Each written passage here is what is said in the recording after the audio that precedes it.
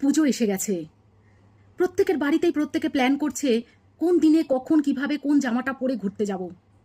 কিন্তু কিছু কিছু মানুষ আছে যারা কোন ব্লাড ব্যাংকে ব্লাড পাবে, ওই পজিটিভ নেগেটিভ ব্লাডগুলো, সেগুলো চিন্তা করছে, খোঁজ করে যাচ্ছে, এর ওর দরজায় নক করছে, এই তোর কাছে কি কোনো কার্ড আছে রে, আমার ব্লাডের খুব প্রয়োজন। আমরা নিজেদের জিনিস ছাড়া না অন্যের কথা চিন্তাই করি না। নিজেদের ঘরে যখন প্রবলেম হয় তখনই প্রবলেমটাকে উপলব্ধি করি। বাইরে আশপাশের লোকের প্রবলেম হলেও না ওই সামান্য একটু উকি মেরে তারপরে প্ল্যান করতে শুরু করে দিই, এই কখন কি করব, কিভাবে আনন্দ করব, কিভাবে ফুর্তি করব, এই রকম। যাকে এগুলো হচ্ছে ব্যক্তিগত ব্যাপার যার যার। আমার খুব ইচ্ছা করলো আজকে একটা কবিতা পাঠ করতে, যেটা জানি না তোমাদের কতটা ভালো লাগবে, তাও শোনো একবার। নমস্কার। কবি শ্যামাপ্রসাদ ঘোষের কবিতা রঙিন ওষুধ।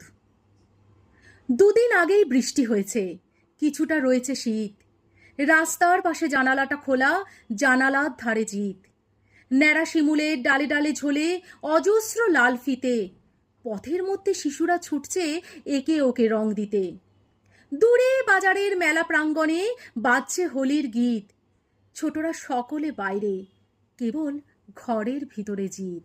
সে ডাকে, সুমন আয় রং দিবি, আয় চুমকি ও ভোলা, এই দেখ আমি জিত, এইখানে জানালা রয়েছে খোলা।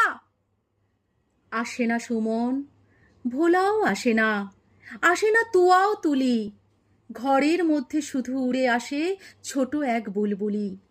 জিত বলে, বুলি বলতে পারিস এ কেমন ব্যবহার, আমাকে একটু রং দিয়ে গেলে কি বা ক্ষতি হতো কার।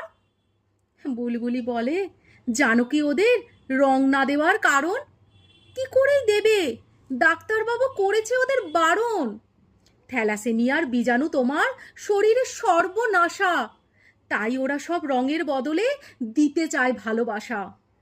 আমিও চাই না খেলার রঙে তোমার শরীর রাঙুক, চাই ছোটদের ইচ্ছের জোরে দেবতার ঘুম ভাঙুক, দেবতা পাঠাক গাছে গাছে রং, যে রঙে এ রোগ সারে, যে রঙে এ রোগ পৃথিবীর থেকে মুছে যাবে একেবারে। তাই তো এনেছি রঙিন ওষুধ শিমুলের ডাল থেকে, সেরে যাবে রোগ, এই লাল রং এক্ষুনি নাও মেখে। নমস্কার।